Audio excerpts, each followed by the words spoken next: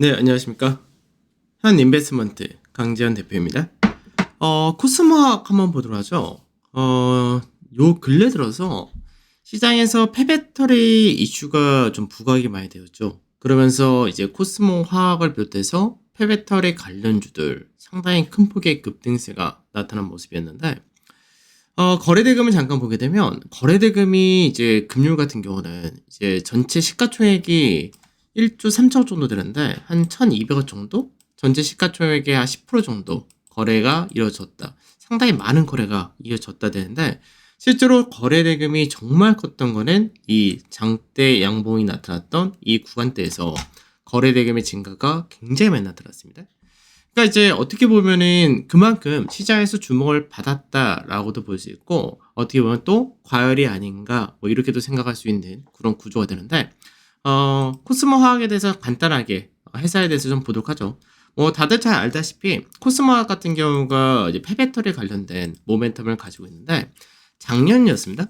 작년 8월 달에 폐배터리에 진출을 하겠다, 이런 얘기를 했었죠. 원래는 이제 회사 자체가 폐배터리 쪽이 아니라 원래는 이제 이산화 티타늄이라고 해가지고 여러 가지 이제 뭐 건설이라든지 여기저기 많이 쓰이는 그런 화학 관련된 업체인데, 근데 이제 코스모 신소재라는 이제 자회사, 연결 자회사를 통해서 양극재 사업을 하고 있었고, 코스모 촉매라고 있습니다. 이쪽 관련해서 환경 소재 이쪽 하고 있었는데, 이 부분을 이제 1월 6월 달에 유상증자하면서 이제 전체적으로 이제 신사업을 하는 거를 폐배터리를 하겠다, 이렇게 좀 전개가 된 거죠.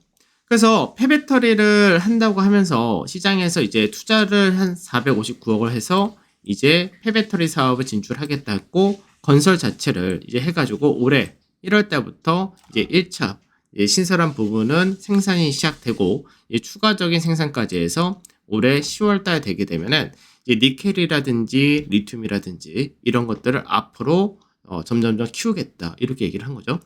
그래서 실질적으로 이제 규모가 뭐 아주 크다 이런 건 아니고, 우선은 폐 배터리 관련된 리사이클 이 사업을 하는데 전기차용은 아닙니다. 현재 이제 중소형 이제 2차 전지 있죠. 그래서 우리가 일반적으로 알고 있는 스마트폰이라든지 노트북이라든지 이런 쪽, 이런 쪽을 갖고 한다, 이렇게 보시면 되는데, 관건은 뭐냐면 시장이 앞으로 폐배터리 시장 자체는 굉장히 커질 거다라는 부분은 다들 알고 있는 내용이고요. 앞으로 성장성이라는 부분 역시도 상당히 긍정적으로 전망한다라는 부분도 동일하다, 이렇게 보시면 되겠죠. 다만 이제 이 부분이 나중에는 이제 뭐 얼만큼 더 확대되고 캐파는 얼만큼 더 가져가고, 그리고 이제 실제로 우리가 폐배터리 사업을 얘기할 때 가장 큰 데는 사실 전기차 쪽인데, 전기차 쪽에 대해서가 얼만큼 나중에 진출할 수 있느냐, 여기에 따라서 좀 달라질 수 있다, 이 정도 생각을 하셔야 될 것 같습니다. 그럼 실적이라든지 밸류를 한번 좀 보게 되면, 이게 성장 산업 같은 경우는 시장에서 한번 이제 평가를 많이 주기 시작하면은 굉장히 많이 평가를 주기 시작하는데, 최근 들어서 뭐 리튬이라든지 이런 가격 자체는 좀 떨어지고 있죠. 그러니까 리튬 가격이 높았을 때 제 폐배터리 사업을 해서 거기서 해소를 해가지고 그게 나중에 매출로 연결된다 했을 때는 굉장히 평가를 높게 해준다가 되는데, 최근 들어서 원자재 가격이 좀 떨어진 쪽도 있기 때문에 그런 부분에서는 약간 밸류적인 측면에서 좀 전망치가 좀 높다, 이렇게도 볼 수 있는데, 우선 간단하게 작년 실적을 기준으로 한번 보도록 하죠. 완전히 실적 발표가 끝난 건 아닌데, 대략 이제 주가 대비해서 현재는 굉장히 많이 올라온 거죠.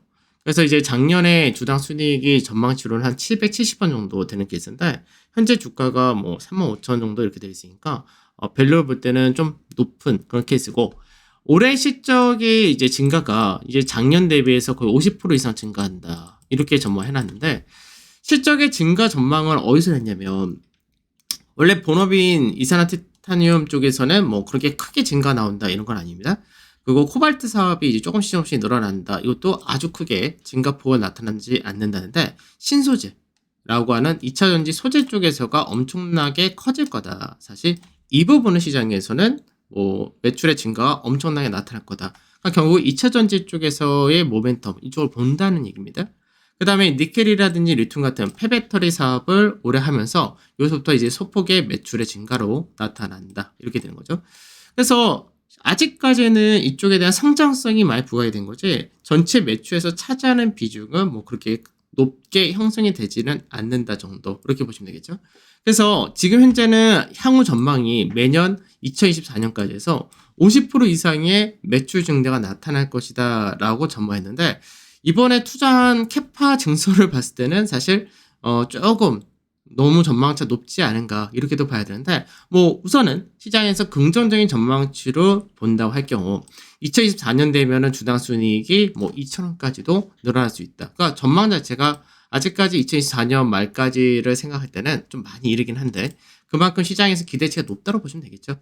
그럼 현재는 뭐 2024년을 우리가 가정할 때 주당 순이익이 뭐 2,000원 정도까지도 가능하다라고 하면은 현재 주가가 그렇게 비싸다고는 할 수 없겠죠. 현재 주가가 한 18% 정도? 18.5% 정도니까.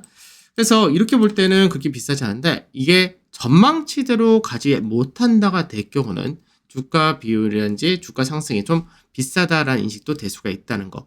그래서 우리가 사실 성장주다라고 하고 회사에서 이슈가 많이 부각이 되고 특히나 이 폐배터리가 부각된 게 3월달 있을 이제 유럽에서의 그린 정책, 거기서 폐배터리 관련된 얘기가 많이 나올 거다, 막 이렇게 얘기를 하는데, 사실 이쪽은 거의 전기차 쪽으로 많이 나오긴 하는데, 우선은 폐배터리 관련된 모멘텀을 받아서 선방했다라는 측면을 좀 생각을 해야 될 것 같습니다. 차트적인 부분에서 주목을 해야 될 건 어떤 거냐면, 주간 차트를 한번 보도록 하죠. 주간 차트를 보면은 이게 앞전에 작년 8월 달이었습니다. 작년 8월 달에 폐배터리 사업을 진출하겠다라고 하면서 실제로 상업 생산이라는 것들은 올해 시작을 한다가 되는 거였죠. 그래서 요 모멘텀이 사실 한번 받았던 겁니다. 그러니까 같은 폐배터리 사업한다고 받았던 게 실제적인 생산이 올해부터 시작이 되는데 여기서 한번 선발했던 부분이 다시 한번 유럽에서의 모멘텀으로 또 받고 있는 과정. 요걸 좀 생각을 해야 된다는 얘기고 그 다음에 수급적인 부분에서는 뭐 기관이나 이쪽에서 많이 열심히 산다가 되는데 차트적인 부분에서는 여기서 숨고르기가 들어갈 경우 의외로 조정폭이 좀 셀 수 있다는 거. 왜 그러냐면 우리가 이제 투자를 할 때 많이 올라가게 되면은 당연하게 상승 이후에 숨고르기 조정을 받는다 할 때 그 조정폭이 상승폭의 38.2%라는 조정을 받는다 하더라도 전혀 문제되지 않습니다. 근데 문제는 뭐냐면 이게 위에서 쫓아서 사셨던 분들이 이 조정폭이 38.2%라는 견조한 조정폭이다라고 하더라도 요 폭마디가 상당히 크다는 거죠. 그래서 이런 부분 좀 주의를 하셔야 되고 그 다음에 전체적인 우리 추세라는 부분을 볼 때 주간상에서 추세를 좀 보게 되면은 코스모 화학 같은 경우는 딱 전체적으로 볼 때 예전에 2018년도 이때가 주가가 굉장히 높았을 때 이때가 한번 이제 28,000원에서 3만원 좀 안 되는 자리 요 가격대가 중요 가격이었던 거죠.